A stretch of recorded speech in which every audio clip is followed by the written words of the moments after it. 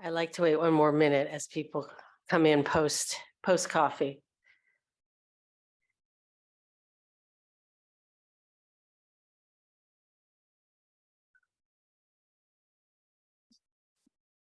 Oh, Sarah.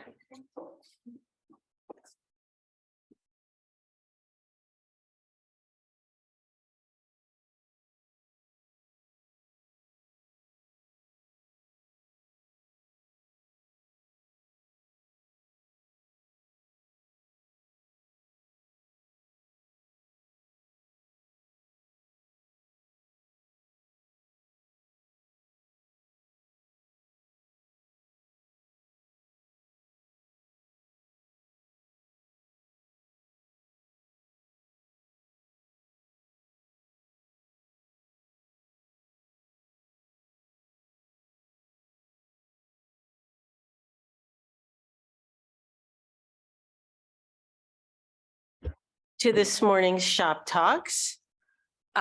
We are going to hear from Sarah Beckmann and Hilary Sample and Michael Meredith. Sarah's going to go first.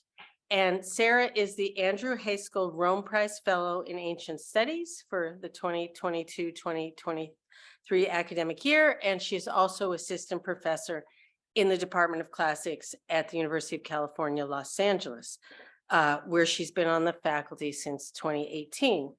Her shop talk today, everything I just said is up there, okay. Her shop talk today is entitled The Elite and the Late Antique Villa, a Reappraisal. Sarah is a Roman archaeologist specializing in domestic art and archaeology.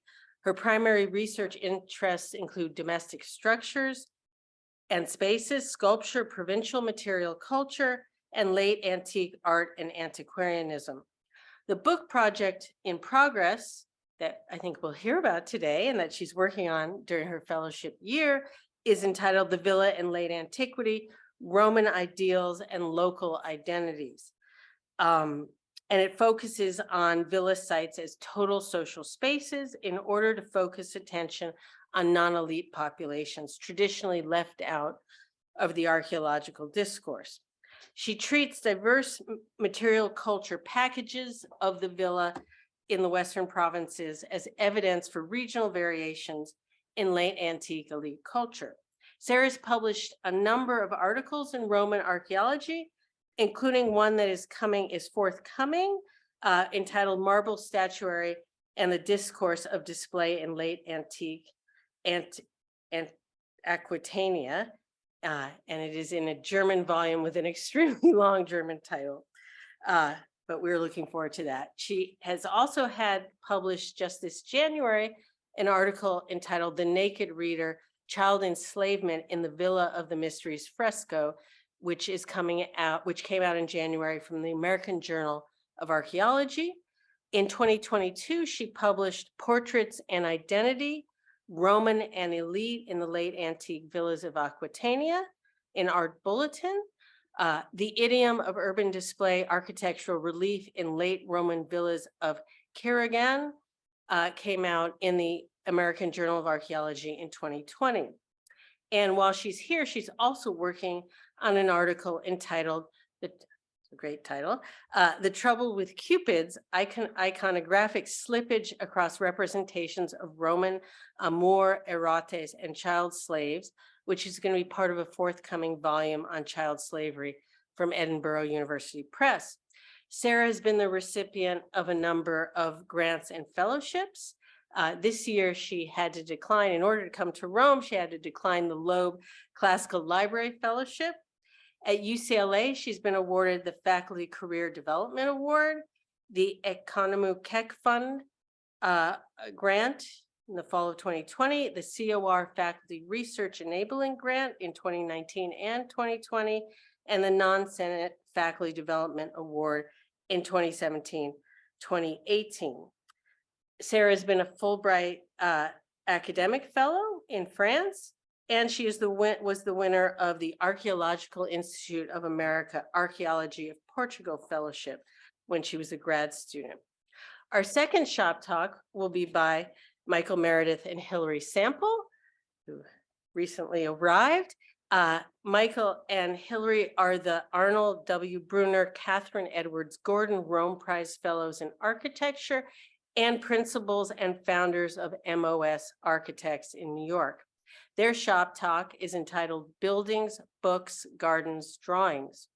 The studio that Michael and Hillary founded, MOS in Harlem, is a New York-based architecture studio, but with projects across the globe, including North America, Europe, and Asia. Their architecture and design projects include private residences, multi-family housing, master planning, educational institutions, collaborative art installations, exhibition design, gallery spaces, interactive workspaces, and furniture. And their architectural practice overall focuses on nonprofits, social housing and education, art studios, and homes. Michael and Hillary are also active publishers of design books. Recently, they worked with Bruno Munari's publisher here in Italy on a children's book. They also recently published a book on vacancy in Manhattan, and as well as a book on temporary school pavilions in Paris that they designed, which is used to teach summer camp design classes. In particular, the titles, Everything MOS, Selected Works, came out with Princeton Architectural Press in 2016. Maintenance Architecture came out with MIT Press in 2016. Low Resolution Homes came out with Princeton University Press in 2018. Michael is also, on top of all of that, professor at Princeton University School of Architecture, and Hillary is the IDC Professor of Housing Design at Columbia University. Michael and Hillary are the recipients of many awards, and I'll just mention a few because everyone wants to hear Sarah, Michael, and Hillary talk rather than me. But to mention just a few recent awards, they were awarded the AIGA Design Award for 50 Books, 50 Covers, 50 Books, 50 Covers Award for Vacant Spaces in 2022. The American Institute of Architects AIA New York Chapter Design Award citation for Studio Number 3, Architecture and Interior Awards Merit Award also for School Number 3, and then the award of the Fellow of the American Institute of Architects, College of Fellows for Design, Category 1. They also won the Design Museum in London Award, Beasley Designs of the Year 2022 for Housing Number 8. Now, our shop talks today do have an interesting point of intersection. You know, Lindsay has talked about how we tried to make pairings that sort of lead to dialogue and cross-fertilization. I think today we've sort of done it because both of our shop talks look at housing, look at living in workspaces, how they are used and adapted in different societies and cultures. So with that, I turn it over to Sarah Beckmann.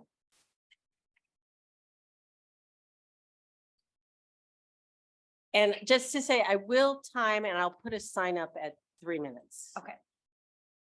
So thank you, Marla, for that introduction. Thanks. I want to thank the Academy for hosting me this year. And I do really want to thank all of my fellow fellows for being here. Your work has inspired me and challenged me, and I really thank you for giving up your precious research time to help me further my own. So I'm using my residency here this year to write several chapters of a book on late Roman villas. My goal today is to give you an overview of that project before diving into a chapter. Before I do that, however, I want to lean into the unfinished state of this book. It's very much a work in progress. I've drafted several chapters, but others exist in variably impressionistic states, as unfinished Word documents, lengthy outlines, or ideas that I've scrawled simply on Post-it notes or color-coded printouts that now decorate my office walls. The evolving nature of this book project is such that I'm treating this as a workshop today, and I sincerely welcome your comments, your criticisms, any immediate impressions. So let's begin. The focus of my book is Roman villas in the Western provinces, circa 250 to 450 CE. My goal is to complement and critique our received understanding of these sites as elite. Before unpacking what I mean by this, however, I want to preface with a few definitions. First, I'll be using the words late antique or late Roman interchangeably. Indeed, the villas I study are not only geographically distant from the city of Rome, they are temporally removed from what most of us recognize as the heyday of Roman culture. The ages of authors like Cicero and Virgil, of emperors like Augustus and Marcus Aurelius, and of architecture like the Colosseum and the Pantheon. My archaeological material is significantly later in date. It belongs to a world that is characterized as glittering and garish, as decadent but decaying. It is the age of the so-called fall of Rome, the reassertion of power in the Eastern Mediterranean, and the rise of Christianity. This is the late antique world. Synthesis of late antiquity as a distinct subfield is a product of the 1970s and of the work of scholars like historian Peter Brown. Brown in particular helped redefine this period, not as a transitional era or a period of a slow denouement, but a period of great change together with continued investment in classical culture. Brown's early scholarship on Augustine, for example, emphasized the church father's devotion, his almost encyclopedic knowledge of Greco-Roman literature, culture, philosophy, and rhetoric. Using Augustine as an exemplar, Brown painted paideia, or what we call education in Greco-Roman literary culture, as the unifying force among the late Roman elite, whether they identified as pagan or Christian. Late antiquity's emphasis on paideia as a feature of its elite class has, for better or worse, crystallized scholarly ideas about the elite as a monolith. We assume we know who these people were, what they valued, and how they wanted to be seen by others. The elite, moreover, are very difficult to disentangle from the Roman villa. Very simply, and for our purposes today, the villa is a rural residence with a productive component, a so-called pars urbana, the residential quarter, and the pars rustica, or the productive quarter. These sites are often large and lavishly decorated, at least in the residential quarters. Luxury furnishings of mosaics, marbles, and paintings, together with literary references, suggest that villas are the material culture vestiges of the upper-class denizens who built them, the elite. Such sites are prominent in the Italian peninsula from the mid-2nd century BC on, but in the provinces, villas appear slightly later, usually in the 1st century CE. And even then, in the provinces, imperial era villas are little known in archaeology by comparison with late antique villas. The last century of excavation and survey has uncovered a sizable corpus of late antique villas. You see large clusters here on this map in territories west of Italy. Many of these villas were first built in the 1st or 2nd centuries BC, but evidence of earlier occupation has been all but obliterated by massive late antique renovations. This flurry of rural building is frequently characterized as a villa boom. But while there is evidence for widespread rebuilding, the probable motivations behind this phenomenon remain unclear. Hypotheses align pretty clearly with dominant trends in late antique scholarship. So for example, until recently, scholars assumed that villas were renovated by wealthy citizens seeking to escape curial obligations or their required participation in local government. This interpretation of elite flight from the city is colored by, among other things, medieval-oriented teleologies. The argument depends on synthesis of late antiquity as a moment in which everything, the city, culture, life itself, simply fell apart, making way for the early medieval world. But since the 1990s, we have moved beyond this reading of villas as advertisements of urban decline. Rather, we are now interested in possible links between the late 3rd and 4th century villa boom on the one hand and late 3rd and 4th century bureaucratic reforms, which led to an increasingly large number of elite persons or potential villa owners. Indeed, late antiquity sees more individuals achieve senatorial status, the highest social class in the Roman world, than ever before. Bear with me for a second, a tiny bit of history, okay? By the end of the 4th century, as many as 4,000 persons are recognized as senators, in comparison with the early empire, when only 600 or so families held this status. How does this happen? Well, at the end of the 3rd century CE, the Emperor Diocletian massively restructures the Roman Empire to better defend its borders. In doing so, he nearly doubles the number of provinces in this world, which leads to new leadership positions, thereby creating jobs which bestow elevated status on the persons who hold them. This is how the Roman world works also. Holding political office is your best bet for social distinction. A generation later, the Emperor Constantine continues this expansion of bureaucratic posts, adding new jobs, titles, honors, and ranks. Under him and his sons in particular, the empire runs a recruitment program to nominate new senators, most of whom are local men. Serving in bureaucratic jobs, so working for the emperor's court or as a letter writer or courier, is also a new way to achieve senatorial status. There are major changes again in the final third of the 4th century. This is really the moment of exponential growth, and as many as 4,000 people are senators at the turn of the 5th century. This horizontal burgeoning of the Roman world's top social class, we now reason, is correlate with the villa boom. We treat villas as social status projections, as material consequences of competition among a burgeoning elite class. Indeed, region-based studies now regularly attach large villas to provincial senators, who presumably wielded the status and equity necessary for the villa renaissance we see on the ground. There are basic issues with the timeline of this argument, a kind of chicken and egg thing, what comes first, the villa or the status? But for the moment, let me just say that this hypothesis offers a big history take. It presents a sweeping explanation for widespread material change and for the renovation of villas. In doing so, however, it sweeps a great deal of variation across both the material record and late antiquities elite class under the rug, in favor of a more succinct monolithic understanding in which villas equal status equal the senatorial elite of the late Roman world. Part 1 of my book, therefore, aims to complicate this by doing what archaeology does best, by bringing attention to the veritable diversity of material culture at late Roman villa sites. I'm concerned with physical evidence for micro-regional decision-making. So for example, different sizes of villas, different scales of renovation programs, different decisions about zones that even merit aggrandizement, different modes of decoration, varied investments in the surrounding landscape, and different relations with urban settlements, the contrasting abilities of rural villas versus suburban villas. Analyzing all of these variations brings attention to the myriad ways that villas communicated their homeowners' socioeconomic identity. Importantly, these communications, like all features of a villa site, were highly dependent on local environments and local audiences. Put very simply, part 1 argues that elite means something very different from villa to villa and region to region. Granted, I cannot connect most of my sites to named persons or even to historical socioeconomic identities without inscriptions, which are rare on these villas. Thus, I can't usually identify a villa as one owned by a senatorial matriarch versus other personalities that we know belong to the upper class, military officials, merchants, religious persons, and ethnic others. But by parsing and analyzing material culture carefully and holistically, I hope to add further granularity to our understanding of the sites dominating the provincial countryside of the late Roman world. Part 2 of the book, which I'm going to focus on today, takes a decidedly different approach to critiquing the villa as an elite tapas. So much so that I'm not really sure if this is part 2 or a different book altogether. Part 1 is much more traditional. Its argument is that villas can provide insight into varieties within and across the upper class. Elite means many things, and we can get at varying interests, desires, anxieties, wants, needs by investigating practices and decisions in the material record.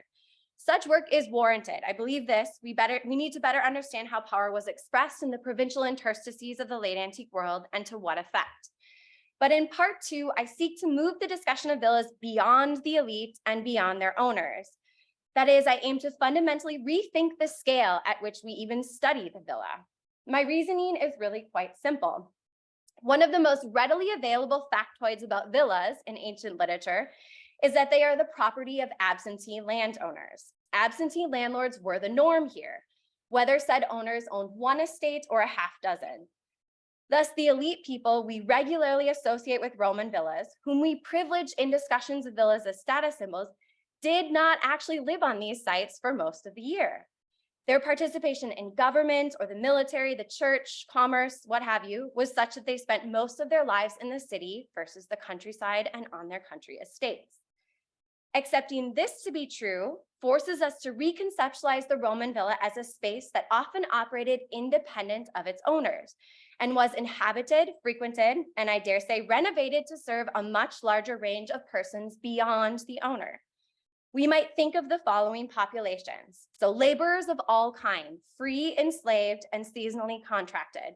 These people maintained the pars urbana and oversaw the functioning of the estate broadly. They necessarily spent much more time in and around a villa than its owner, and probably lived on the estate permanently in some cases or nearby. We might also think of the various rural groups who came into contact with villas as nodes physically organizing life in the rus, the Latin word for countryside. I follow archaeologist Kim Bowes here and use the word peasants as a useful, if historically loaded term encompassing a variety of rural non-elites, small farmers, tenants, artisans, and enslaved persons. To my fellow material-oriented thinkers, I am conscious that my ability to find evidence for such persons is limited. I am working with previously excavated data and with sites universally identified as elite.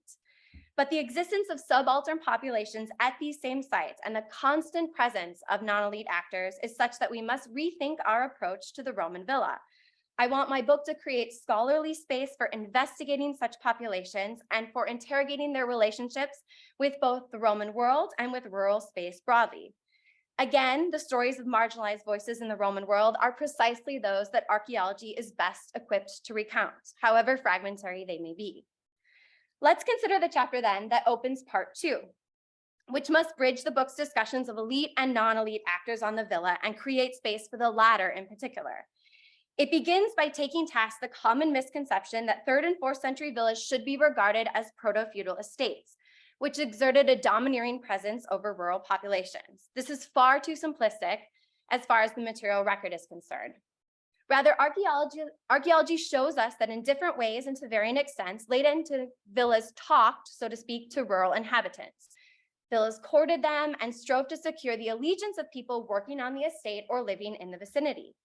Villas did so by providing quasi-urban amenities to these groups. So for example, if you look on the plan here, you see baths and a temple that stand out, gathering spaces such as these.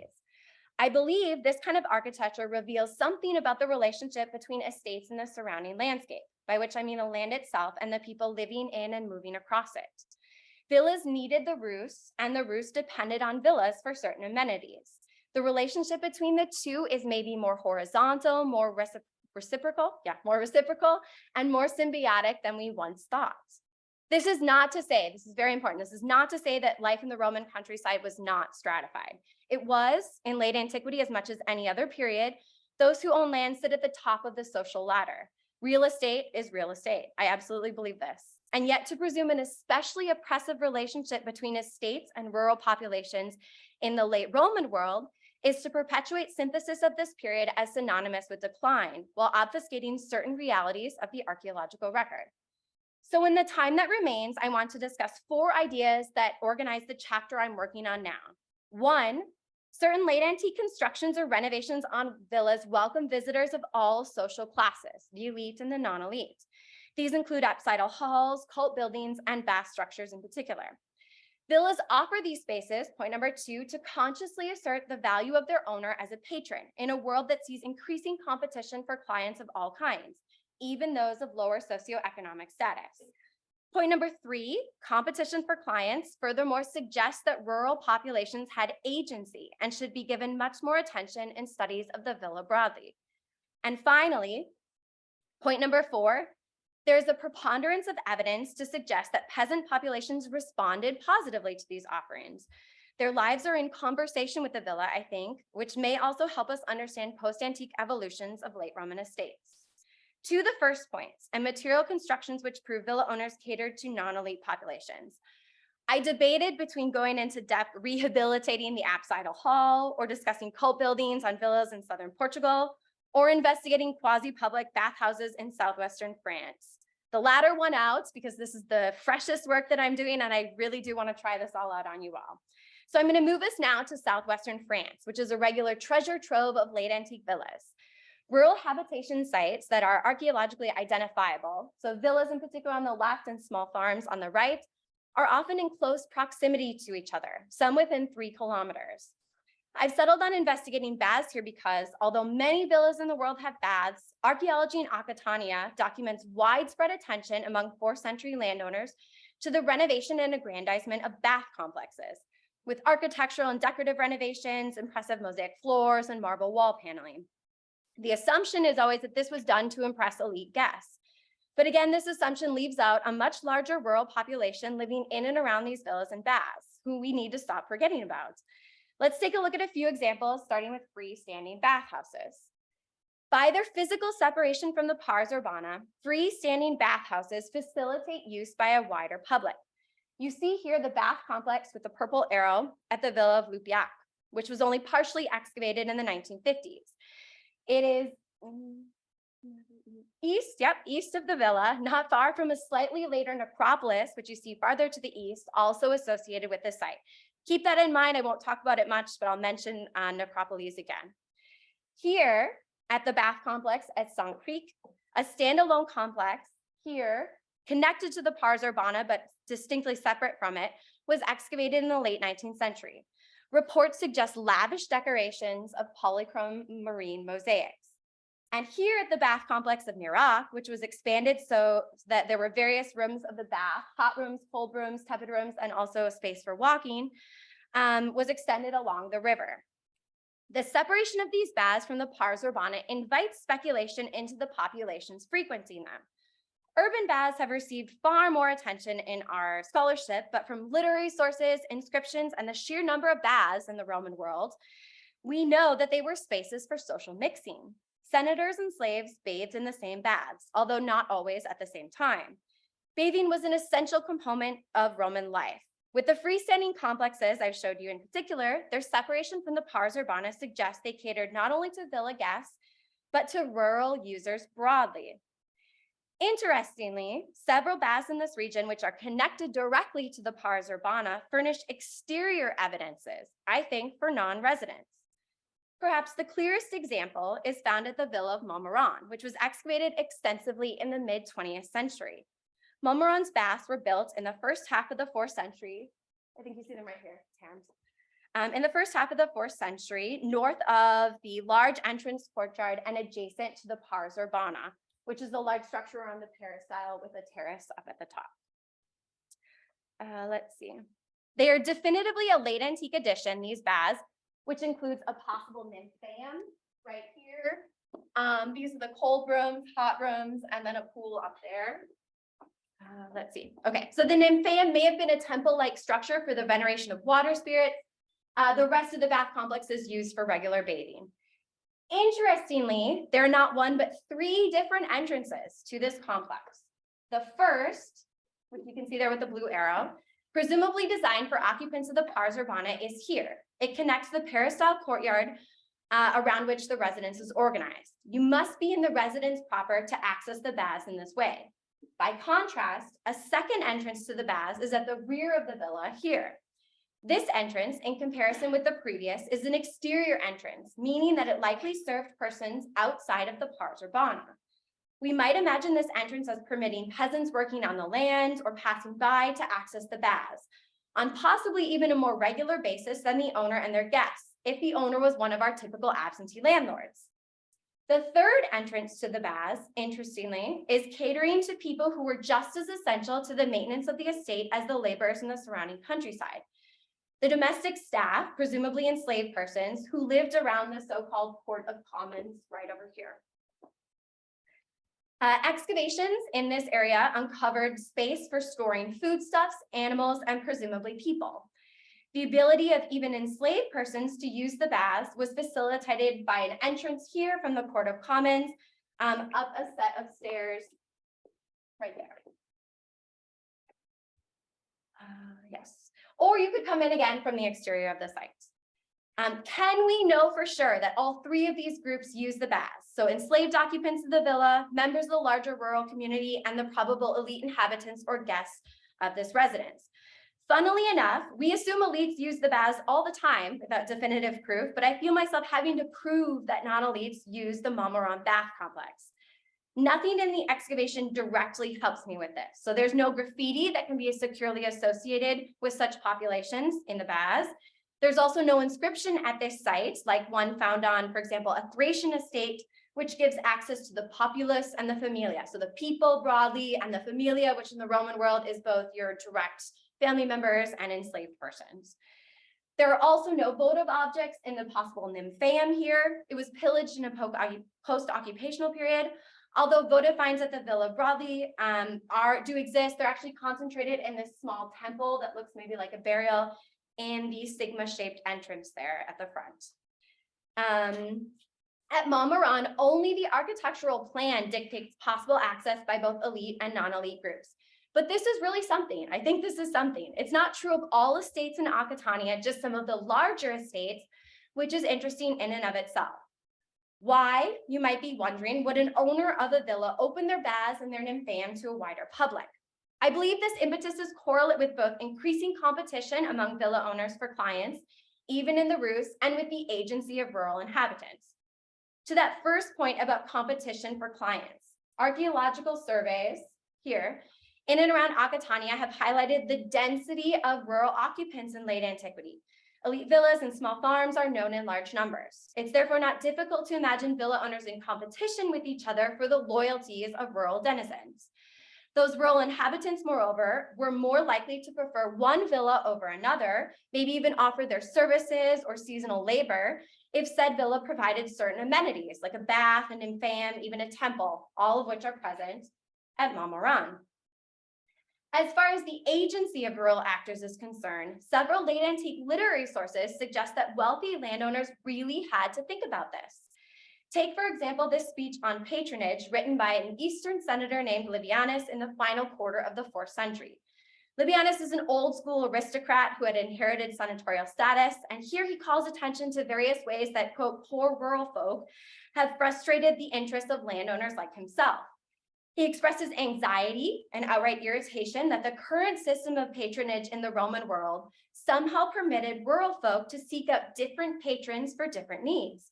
He draws attention to some of his tenant farmers at one point when he failed to help them, turn to military persons for support. Livianus lost these clients who had worked for him for years to a powerful patron in the military. You can see other comments he makes over here that sort of that show that he wants to maintain this hierarchy in which the landowner kind of controls everything for their clients. For my argument in particular, it's important that much to Livianus's chagrin, farmers and rural folk can turn to different individuals depending on their needs and are doing so actively. Put succinctly, while landlords, those with legitimate power, need to compete against each other to secure the allegiance of non-elite actors, those same actors have agency, which they occasionally flex to the disadvantage of those with more concrete material power. And I do think this is something we don't really assume that the 90% of the Roman world that lives in the rural sphere had any agency whatsoever. To the fourth point I hope to make in this chapter, and this preponderance of evidence for non-elite populations using estate amenities and responding positively to them, it's still accumulating. I need more time to develop this thought, but also I would need to have finished this chapter to lay out in full for you, and I have not. The argument I hope to make, though, and then develop later in the book concerns the longevity of villas if and when you consider them as spaces inhabited, patronized, and frequented by persons other than their owners. Let me explain. Contemporary understanding of the villa habit suggests that villa occupation, the elite occupation of these sites, does not survive the 5th century. This is true throughout the rural West. If you take Montmorin, at some point, probably after the first quarter of the 5th century, a fire occurs here, and parts of the villa at some point after this fall into ruin. This date, so at some point after the first quarter of the 5th century, is based on the dates of the last imported goods. So we have ceramics and statuary dating to the later 4th and early 5th century. Material culture that postdates the fire and the villa's partial destruction is much more difficult to date. So for example, these really cool graffito sketches of leaves on broken marble plaques and various burials around the site without grave goods. This kind of material culture does not really suggest ongoing elite habitation. It is typically associated, rather pejoratively, with squatters. Going forward, however, I hope to rethink this. I aim to investigate various reuses of a pars urbana and also the presence of burials and or construction of necropolies adjacent to villas long after the cessation of elite occupation. I see this kind of evidence as remains of larger practices which evince not only the agency of non-elite rural groups, but the probable continuity of such populations in and around the villa. Acknowledging that rural laborers and peasants spent much more time in and around these sites than their presumably absentee landowners may, I think, help us reframe the rural evolution of the post-Roman countryside. By way of conclusion, I want to bring my Roman villas into conversation with the villa I've come to know best, the one we are sitting in now. Thoughts on the utility of my book's second part have been encouraged immensely by my experience here. I've been immersed in a community that is dynamic, compelling, and always changing. Some people are here for circumstances just like mine. Others, occasionally important and distant others, come and go with or without much fanfare. Maybe some remember this is a fellow whom we dearly loved, Barbara, and then Sigourney Weaver, who visited for just a moment. Still others are practically permanent fixtures of this place. I found myself returning to the villa we are sitting in now over and over again as a kind of thought experiment, thinking about the many people who are part of it and the stories they could tell. I know that AAR was purpose-built as an institution for scholarly and artistic commerce, but in some ways it functions very much like an ancient Roman villa. It promises its marquee inhabitants, e.g. its fellows and residents, time and space to think and work. Our time here, as anyone in an academic post knows, is legit odium. This is the Latin word for leisure time that edifies your mind, your body, and your spirit.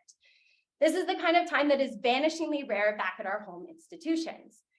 And yet in the whole scheme of things, we artists, scholars, writers, creators, we are only a fraction of the people who occupy this space and make it what it is. As Elisa herself has so frequently stressed, the staff of the Academy are an indispensable, if under-heralded, part of this institution too. They keep the place running in a way that we do not, and most have been here long before we arrived and will be here long after we leave. Because of who they are and what they do, how they relate to this place, they necessarily have different experiences and maybe more intimate stories to tell about this place than I do. Simply put, I'm constantly reminded that my time at this villa is a choice and a privilege, and more to the point, a very, very small part of the evolving history of this institution.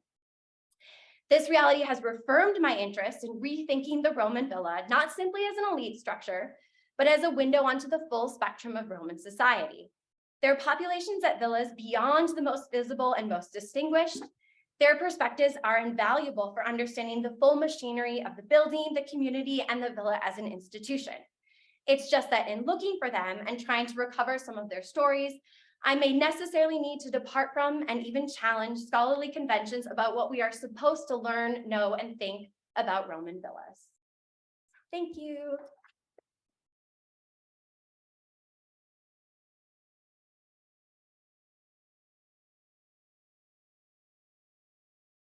Thank you, Sarah. And I love the way you put us all into the project. So very cool.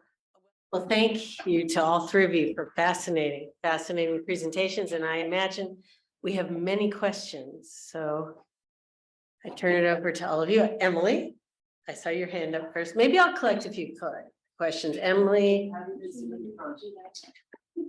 What? Oh, yes. Thank you, Preeti. Yes. Chairs up. Okay. Emily, Mia, we'll start with those two, then Stephanie. Emily, go ahead. Thank you guys so much for great and so interesting. I think a lot more also related than sometimes our shop are, which is like really cool to see. Sarah, I just wanted to ask you, I love your book, it's gonna be so great. But can I ask you about North Africa, which is not. Wait, say that again, sorry. Can I ask you about North Africa? Oh, yeah. Which seems like something that you're not addressing. Yes. And I guess two things are coming to mind. First of all, it's this sort of interesting, like historical blurring that happens between the late antique villa and the feudal system. I think like North Africa sort of has been subject to a different sort of approach precisely because it doesn't go into that sort of Western European feudal system in the early and Middle Ages. And so like, I wonder what the discourse is on that. And then I also wonder about just the, I think, large amount of visual evidence of villa life from mosaics and things in North Africa. And if that can help you, if that's something that translates, or if you're seeing this as sort of a different area. Yeah, sure. No, that's a great question. So one thing I didn't say up there, just in terms of time, there are villas all over the West, and I had to kind of pick an area because there's just like too much to look at. And I think they are more different than you'd believe. So I work mostly in Southwestern France through the Iberian Peninsula. And I've decided on that because it's Southwest Roman Empire. It's distant from like kind of these areas of the empire that are kind of fraught with like invasions and things. It's a Mediterranean tradition, and I left out actually North Africa because I think you have a stronger urban tradition than either of those areas experience. So for example, and I know this mostly through my work on sculpture, but like the sculpture habit in the Roman West basically dies out, except for in like Rome and North Africa, just because like urban inscriptions and dedications continue through the 4th century, and you don't have the same thing in Iberia and Southwestern France. But where I think the North African material, and I use that, I've actually thought about that, like there's some of the arguments about baths as freestanding complexes that actually serve like a wider rural public. There's certain sites in North Africa where they found the bath complex and they can't find the villa that goes with it. So it's like, what's going on out here? It seems much more clearly for a wider public. And then what's so interesting about North Africa too is so many of the excavations find these mosaics that you brought up, and they're in urban context. It's like they're looking at villas from their homes in the city, recalling their position as like estate owners or as people of importance. So it's definitely something I want to look more into for kind of like methodological ways to approach the Spanish and French material. But I think I'm going to try to leave it out of the book just because it feels like it'd be really vague. But yeah, if you have suggestions for specific things you've come across, I always appreciate it. You're like a North Africa. We can talk about it. Yeah. Okay, thank you both for these amazing presentations. I have questions for both presentations. I'll start with Sarah's because you're just talking. I was curious, I'm more familiar with ideas of what is the peasantry, what is the slavery from more post period you're talking about, and what does that mean in terms of relationship to the land, agricultural relationship to tithing, or what they would have to give to the landlord, what percentage of their makings or their earnings, if they had earnings, or of course slaves, there was no earnings perhaps, or there was. And related to that question, I guess, is this term client, which they're using these villas as, the baths and the temples. It just seems such like a modern idea of what is a client in terms of they had to pay the gods, of course, and the upkeep for the temple, but so I was a bit confused about that, but really fascinated also. Right. And also just winding back to the question of the title of the presentation, which is a new view of elitism. And for me, that's really interesting. And it brings up the question, what was the old view of elitism? Or is this kind of a class analysis that views like the means of production and more classical Marxist ideas of analysis of a society based on power hierarchies, etc.?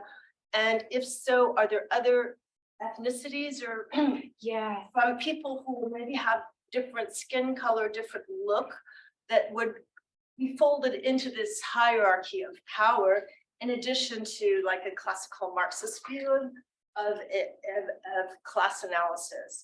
So I'm just wondering about, it brings up so many interesting things. Sure, yeah. So I see like kind of 3 questions there. I'll try it. So quickly, the patron client system in the Roman world, just like the one definition. Actually, I was telling Sam this morning, I was like, I should probably throw that in there, and then I didn't. But in the Roman world, like the patron client system goes way, way back. And the idea is your patron is like the person with power who kind of overlooks of your interests. It's a reciprocal relationship, right? If you're the client, you usually offer your services to the patron. So you can either be a free person or you're a slave to a particular owner. And then when you're freed, you become their client, basically. So like, how does it kind of work? You vote for your patron. If you're able to vote, if you're a baker, you give them bread. You kind of look out for them. And then in turn, your patron backs you up. They might give you like cash advances, or they'll look out for you. They're like protection, right? So when I say patron client, that's kind of what I'm thinking about. And the big thing we know, and this is more recent historians have thought about this using like the Livianus text, but it seems like the patron client system is changing a little. Like in the old days, you had one patron and you have to like kind of report to that patron. They're the middleman for everything. In the late antique world, if you kind of read between the lines of some of these historical texts, people are learning that you can go to different people for different things. You're not kind of loyal to the same person anymore. And that is, I think, related to this idea that what the Roman elite looks like is changing. And a lot of this is because they're doing things like they're recruiting people to be part of the elite. And there are these texts, these speeches from this guy, I can't remember, Themistius, I think, who's talking about, we'll take anyone with some local means. Like, it doesn't matter if your dad was like a sausage seller or someone in your family was enslaved a while back. It's okay, you can be a senator if you have money, something like this. So the lead is definitely changing in terms of people's like socioeconomic backgrounds. Like maybe your parents were something more simple, like a doctor or something like that, and then you can rise up to kind of like the top social class in the Roman world. Along with that, though, what you see, especially towards the later 4th and the 5th century, is you start to see groups that you think of as like barbarian groups. So like I'm familiar with the Visigoths in France and Spain. They're coming into this world, and they're probably like less different or less ethnically other than we think. They're familiar with Roman culture. They have different ideas and beliefs and culture, but they kind of come into the system. And like in the area I work in Southwestern France, again, we're a little bit dependent on the historical record, but their kingdom is founded at Toulouse in like 418, I think. And then some of the villas after that point in time start to see what you call Visigothic material culture in the form of like these bronze belt buckles and things. So you do have new elites that are like ethnic others coming into there. The question of like, is there kind of racial distinction to this? I think this is an interesting question, because the big period of like enslaved people being brought to the Roman world, we usually understand that as like the 2nd and 1st centuries BC, when the Roman world is like conquering everyone throughout the Eastern Mediterranean and the African coast. And now that you're not doing that in these later periods, but I think the studies of race in the ancient world that have really moved the discussion forward are happening a little earlier, like in the Republic. I can't think of anyone who's doing it really thoughtfully in the late antique world. They're more interested in like ethnicity, for example. To the first question about who the peasants are, like taxes they have to pay, this is a big question in late antique studies. We're really dependent on these law codes that are published. The one of Theodosius and Justinian that are published like the mid-5th century and then the 6th century. And they have all these things about like people are cheating their peasants and the peasants have to pay. So what we can't really figure out is like, is the stuff that's in the, like, how does it work? Like if someone's legislating to get something and telling you not to do this, clearly this kind of thing is happening. I think the harder thing to trace is, and this is what I struggle with in the archaeological record. And it's why I have to be really broad when I talk about this. Like we know there are laborers, but there's probably a combination of people who are enslaved, people who are tenants, and people who are only there for like a harvest or something. So those are questions like how I'm defining the peasant in the material record that I have to think about a little bit more. But I'm sort of in some ways trying to push against like the kind of Marxist approach, because that's really dominated understanding of late antiquity. The big guy, Rostasov, was Russian. He writes on late antique society, and he treats the late antique peasants very much like the peasants in the Russian Revolution. So you kind of have to pull up all these layers of like modern history to kind of re-understand the material. So that question I'll get back to later. Thank you so much for that thoughtful response, and bringing up Marxism again. I think that one of the real deficiencies of Marxism is this lack of understanding people and different kinds of others and difference. So that scholarship is really, So I have Stephanie, Pretty, and then Alexa. This question of Marxism in the ancient world is interesting, because I would think it runs aground at the fact that you don't have mechanical reproduction, which is sort of a precondition for Marxist class conflict and class consciousness. But anyway, at some point, I'd like to hear more from the ancient studies people about that. Stephanie? Yeah, okay, on Marxism, as a historian of capitalism, you're just sitting here thinking, right? I mean, I deal a lot with sort of the imposition of Marxism as a model that doesn't fit in certain time periods. But I also think there's something to be said for, I think, it's not always that Marxists, or we've talked about Chris Wickham, I think we still need to talk about this, but like, it's not always that like, historians with a certain theoretical framework are like ignoring the evidence necessarily, but thinking of the wider trajectory or something which these villa developments fit, which is why I think like I'm super excited about the project, because as someone who studied the late antique world, I'm sort of wondering, there is like the persistence in Southwestern Europe, like the area you're looking in the early Middle Ages, sort of like landholding systems in which slavery is still present and important. How what's happening in the villas in this period forms a sort of momentum that goes into that period. And I know you're saying rightfully so, you're kind of trying to unseat a lot of these older models, including how the idea of the feudalism, transition to feudalism that later happens shapes this debate. But do you think there's a way of looking at those persistences in Southwestern Europe, how they might differ?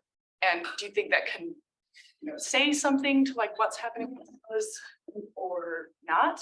And I was wondering, related to that, I was thinking, it made me think, listening to your talk of Pierre Bonacy, this whole like transition debate from slavery to feudalism in Catalonia and in Southwestern Europe. And if you think there is an overlap, because as a not expert of those, if you think there's an overlap between spaces, areas that had this sort of density of, like villa concentration, places and certain types of land holding later, if that makes sense. I think one of the biggest questions I face with the archaeological material is you have an estate, right? You have the pars urbaniscens, you have the pars rustica where they're like pressing lime or olive oil. Occasionally we have like housing structures that I always assume that there's housing structures, they're probably enslaved, but I can't prove that, you know what I mean? Unless there's like fetters or something. But I think the issue I face is I can't track land tenure. So I can't figure out this estate, what lands does it hold and who's working them and what's the relationship there. And in late antique studies, so you have, in terms of your working staff, I think one thing that I have to push back against a bit is that for a long time, especially in the West, it was assumed that there weren't slaves at these villas, like that we just didn't do that anymore. And Kyle Harper wrote this book on slavery and agricultural slavery, and there clearly are, right? There still are. In terms of the big question in late antiquity is this figure of the colonnades, which is like this kind of like, he's a tenant who maybe in some ways, I mean, that's the closest one you can make to like a proto serfdom or something maybe attached to feudalism. The biggest issue that I face in trying to connect them is, I will say I'm not as good at like medieval history as you, so we should chat more about this, but my villas, they really, like the use of the site in the old way dies out in the mid 5th century. And so there's reuse of the materials and people are still living around there in different ways, but I can't make a direct connection to what we know about the way the land is worked, usually from historical texts in centuries later. So I don't think, maybe I'm just not the right person to draw that forward like into the medieval period at this point in time. But yeah, if you have suggestions for readings that you think, especially in your field, that like it's a thoughtful approach to like how Marxism could help us, or like how we're rethinking the feudal system, those would be helpful, I think, for me to read. And the biggest question, another biggest question, I've said it like 5 times. Another question that people always ask is, where did the elite go? If they're elite who have these like dependent slaves and they don't live on the villas anymore, where do they go? Because a lot of these cities, you can't track like growth and population until later. So like, where are they and where are they taking their slaves is the kind of, that I don't know and I can't answer. I don't know their names. Yeah, it's like the 5th century, the 5th and the 6th century are very quiet. Yeah, it's true. I think that's why you get a lot of imposition of like theory, even too much, because in the absence of, you're dealing with the absence of written sources, names, all this stuff. So. Yeah, and the thing I'm trying, like I want to look forward, but I am also trying to be like very clear about like, I love the way historians think. I love these big picture things, but I can't do it with my archaeological stuff. And the best I can get it is I can do like a couple generations on the villa. And I sort of feel like I need to do that really well, so then historians can use it and make something more of it than I can. Great. Sarah, my question for you is that I'm sort of curious about this late antiquity sort of, I mean, resistance to looking beyond the elite in a housing like the villa. Because I mean, when you talk about housing, I mean, like one of these large estates, whether it's a country house or whatever, even if the sources are limited, people have talked about it. It's even there ultimately in popular culture, right? Yeah. And so it also says something. One is, of course, the sources and etc., but it also talks about a resistance to be looking, because in some ways this is also talking about, I mean, all of these big houses have this issue, and there is this city and countryside thing, but they also kind of, in a way, are key to sort of how and any kind of a system of governance works. So I'm curious about this resistance in classical studies. Yeah, and I would say it's, so where do let me talk about the sites I know best. Like the issue with the French material, so much of that was excavated like within some of it like 100 years ago, which makes it problematic in many ways to use. But that villa I was showing you, Montmorin, for example, the court of they call it the Court of the Commons, that was on the left-hand side of the screen. Like as a reflection of like what people find interesting or not interesting, they excavated like half of it and then decided to stop, because this is where the like commoners live. We don't need to go further. We know what that's going to be like, right? There's going to be no great mosaics or marble finds. We'll stop there. So like you'd be surprised how up until recently the resistance goes in the Iberian Peninsula. A lot of that material was excavated by the Germans in the mid 20th century, and now more recently by the Spanish. And there's a lot of interest in like the economic character of these estates. So people will talk about the wine presses. They'll talk about what these villas produce, but it's also like, I don't know, like almost like they're machines. Like they don't really think about the labor or who would have staffed this. And it's partly because that's hard to track in archaeology, but I'm thinking like that Villa of Milrau that I showed, there's been a German team there in the 80s and the 90s that worked on the cult building a lot, the oil press, but there's this big building that again is probably like outbuildings for storage again of stuff or people, and they just didn't go back to that one. So I do think where does that resistance come from? I don't think that people are uninterested in that story. I think a lot of it has changed, honestly, and like in the last generation. I feel like even I'm thinking differently than how I was taught to think in grad school. I think part of it is linked up to people who fund your excavations and what they are interested in finding and what you can show people when they visit the sites. And the second part of that is, I don't remember what I was going to say, but let's just focus on the resistance is like the donors and the things like that. And maybe the other one is that we're just so, especially in classics, there's this canon, right? For example, I'm an archaeologist. I was expected to learn Greek and Latin before I could go do archaeology. And honestly, it doesn't come in that handy. Like I think it's problematic to read the text and then go dig and try to make sure the information matches the text. I think they're different worlds. But I think the kind of like, it's an old field, there's a canon. The canon is written by like the top 0.1% of people in this world. And the stories that don't respond to that, like it's sometimes hard to figure out who you tell them to or where they go. So I think maybe that answers the question of where the resistance is. And yeah. Great. So I have Alexa, Denva, Evan, Tony, and Carly. Okay, see if I can remember that order. Alexa.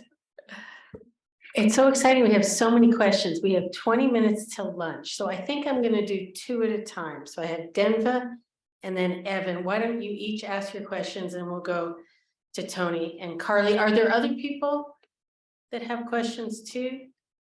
I'm ready. Okay, great. Denva. Thank you. I'm going to try not to be long-winded, and plus my voice is going.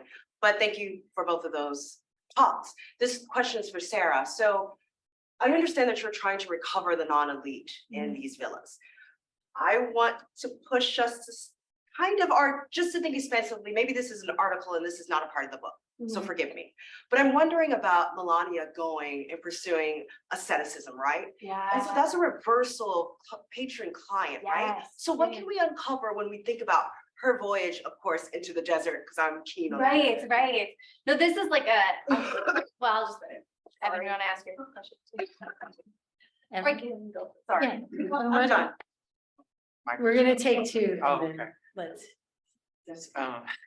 My question is kind of for Sarah, but inspired by Michael and Hillary in the sense that, I mean, in your projects, there seemed to be a red thread of kind of thinking about speculation and like access and equity and all of that. And then that made me think with, you're looking at these access points and that's kind of your proxy or your evidence for thinking about not just elite users of the bathhouse, but, external kind of people and working the land, the enslaved people have these multiple entry points into this facility.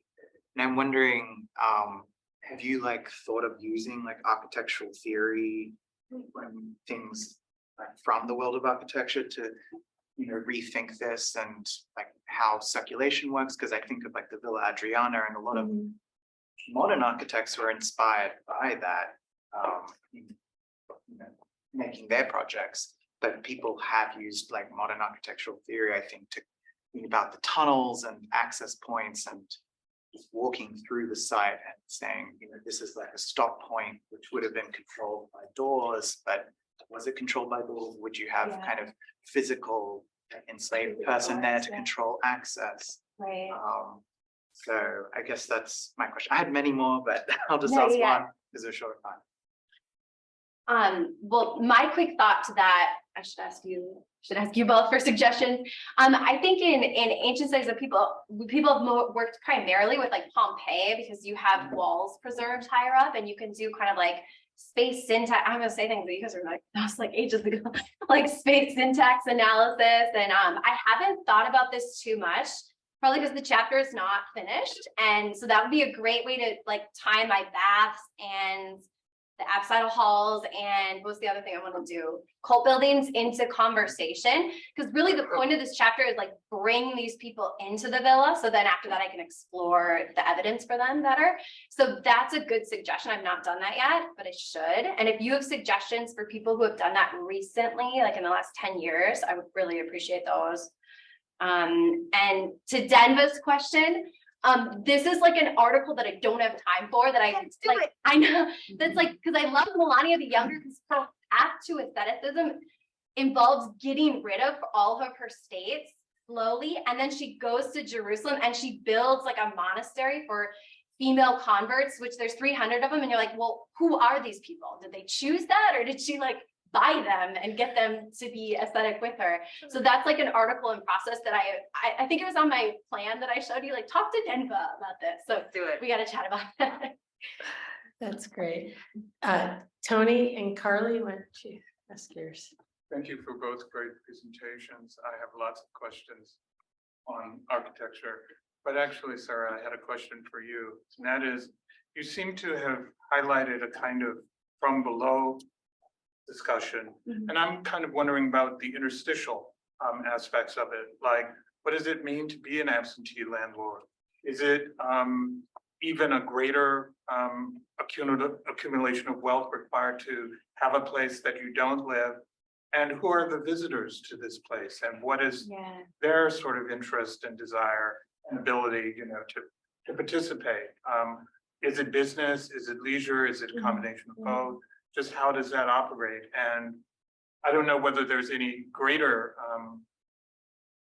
material record of those kinds of things, but it does strike me as they're part of the economy in a way, and part of the function of these, you could call them, you know, factories or cultural, you know, installations and institutions, even if they're quote unquote privately owned and generated. And so comes the question, well, who are these people? Again, you know, all of them, and what are their relations? So the things we know, the absentee landowners that we know of, they're the people who tell us that they were, or we have biographical accounts of them in the historical record. So the names I mentioned, a lot of them we hear about various estates because they write letters to each other. They talk about inviting someone to their house. And that's also where we assume that the people visiting are other elite people with villas who are also of a higher class. The thing that, so I have to reread those and think more about what does it mean to be an absentee landowner. And there are agricultural treatises from like the 2nd century BC all the way up to the 4th century that tell you like how to manage your land. And some of them talk about like, don't be too much of an absentee landowner, go check in every once in a while so that you know things aren't falling apart. But if you're someone who lives in Rome and you got properties in Britain and parts of North Africa and then over in Spain, you're not going to go check on those, right? So is there a managerial class? Yes. So we know about the figure, and I should double check that this is the same. The interesting thing about Palladius, who's the 4th century agricultural treatise author, he doesn't mention like this figure of the villicus in Latin, who's like the top slave at the villa, who kind of watches over everyone else, kind of like a warden type position, manages the estate. Palladius doesn't talk about that. It's like he thinks everyone's owning their own villa, but then you look at the material evidence and that's completely not true. Like it's just not even possible. So that gets into these agriculture treatises are not actually about how to run the land, but how to present yourself as a certain type of person. But the one other thing I'll say, and I focus a lot on absentee landlords, but the other thing that you have is you have properties, villas that are part of the imperial estate. So the emperor has got like tons of estates and all this money just feeds into their pocket. You don't have individual owners on those estates. And then eventually the church starts to own these estates. So like Zemba brought up Melania, she gets rid of her villas, she gives them to churches. So these churches operate villas that are full of enslaved and free people working the land. So the church has money. So there's like this weird system where I've started to think like, they're never owners at these villas. Like there's just all these big bodies that own these, and we haven't really thought about those. We're obsessed with the owner. We haven't really thought about this as a kind of corporate institution or something. Yeah. Carly. Sarah, one last question. So I hope I'm not asking an unanswerable question, but so maybe this might come more from the literature and keeping in mind that I know that might not be the most accurate picture. But I was just curious about bathhouse etiquette. So in terms of, they're inviting the public into their space, whether this is the villicus or the patron or whoever's actually occupying the villa. Yeah. And I was curious to know if this might have created, or if there's any like testimony to this creating a meeting point, or if there continued to be separation within the bathhouse, because they're essentially like giving them access to what seems like to me, I mean, it's public, but a private, like leisurely activity, but is this being done? Right. Well, you do. So here's what you get. Private baths are much less understood in terms of who's visiting these. What we know is from, again, these like elite people's letters where visit me at my house, like we'll go to the baths, we'll chat, we'll hang out. I think of it like, it's like old guys in a sauna or something making business deals or something. And so that probably happened. But beyond that, better studied places are urban baths. And there's actually really interesting work. There's an article by Jordan Pickett in the Journal of Late Antiquity or something, who talks about like urban baths kind of fall out of fashion in like the 5th and the 6th century. And he relates this, yes, there are environmental factors, there's urban factors, but also because baths are these places that they're subject to violence. Like you get big crowds there who will push back at like, I don't know, a person in charge. Like if the governor's there and they're saying something, the crowd will kind of like attack that person. So they become kind of like scary, volatile places, which I can't transpose that onto the private sphere, but you do know that there's mixing. I feel like I'm actually looking at Kate. they might be good for like, I don't know, Marshall says stuff about the baths and what happens in there. So the only issue I face is most of what we know is in urban baths. But there is good stuff. And I will say, I don't even love baths. I didn't even like baths, but they're fascinating the more you think about them. Thank you. So, yeah. And Ray, what?